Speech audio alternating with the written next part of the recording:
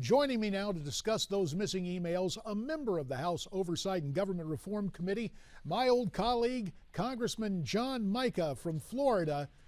Congressman Mica, we welcome you in. How are you doing this morning? Hey, John, I'm doing great, and your committee has been hard at work, as has the Ways and Means Committee, both of you with jurisdiction over these matters. There's been a lot of attention on the question of an email glitch.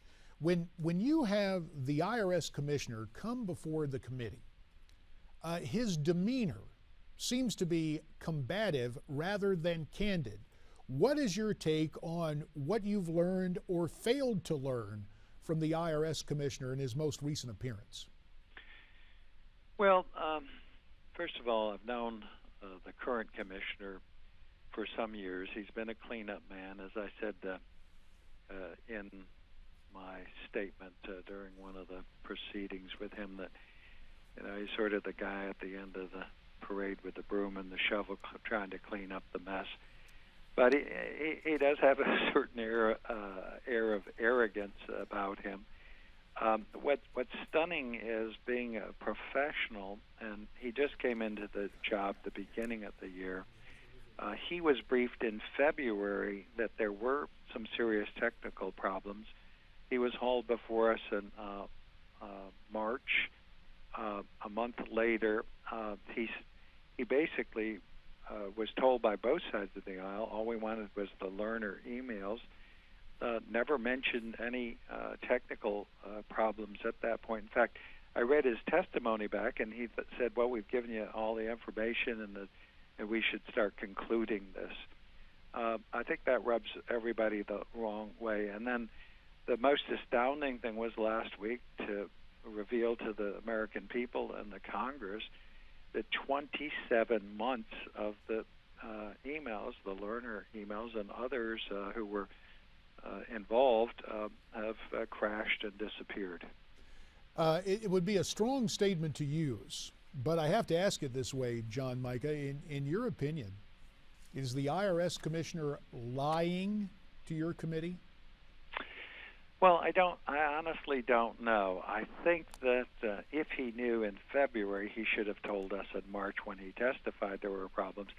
It really not kept this. I mean, it was quite a pronouncement. People, I think, were shocked to find this information revealed by him most recently. So I honestly don't know. I think he's a cleanup man, and he is trying to respond to the mess that he inherited.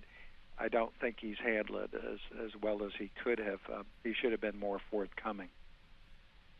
John, yesterday, Committee Chairman Darrell Issa appeared on Fox News saying he's willing to work with Lois Lerner, but there's a catch. Let's listen to the comments of the chairman right now.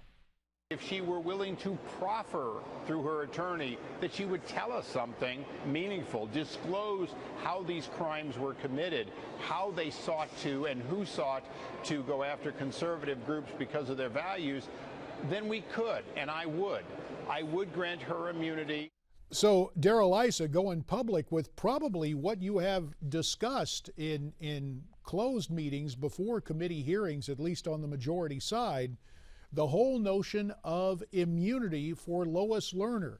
John, in your mind, what need to be the preconditions? Would she have to have a statement, an affidavit that she would sign and hand to the committee before she was granted immunity to go public with any other comments? I'm certain you'd have to work something out in that regard. I doubt if she'll cooperate.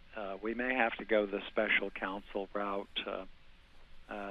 Again, everything points to her. You got to remember she threw the employees under the bus in Cincinnati at the very beginning and tried to make them the scapegoat.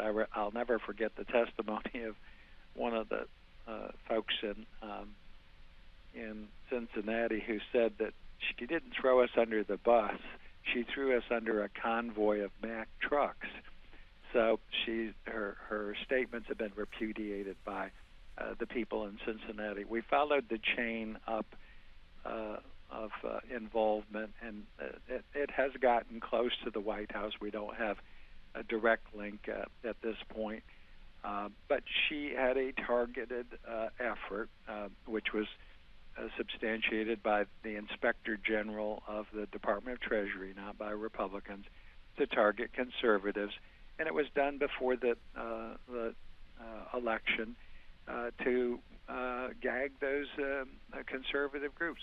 That's the long and the short of it. Well, you now, made hiding mention, the evidence always gets people in trouble. well, but this comes down to the consequence. John, you made mention of perhaps a special prosecutor. Look, we're old friends. We know that an Eric Holder-run Justice Department is not going to establish an independent counsel. Absolutely not. So, he so has thwarted everything, and he's an attorney general who's now in contempt of Congress. Well, and this brings me to contempt of Congress, perhaps for Lois Lerner and actions taken.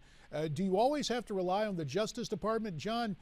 We can't in this instance, but if you could get the right, special prosecutor, special counsel, it can't be controlled by justice. They won't do anything. They haven't done anything. Which leads me to this and they're question. part of the problem.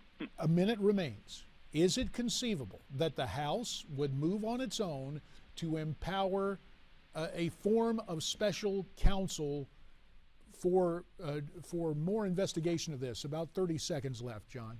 Well, that may be the case. We have limited options. They've packed some of the courts here in Washington. They've stonewalled everyone, the media, the Congress, and they've thwarted the investigation. We've got to look at all of our options. Well, John Mica, as you review those options, we appreciate your time today. We hope you will follow up with us in the future here on America's Forum. And again, you've been very generous with your time and insights. Thank you so much. Great to be with you. Have a good day. Thank you. Bye now. So you hear from Congressman John Mica. Your take on that? Tweet us your comments at Newsmax TV, #America's Forum. Some of those comments are coming up.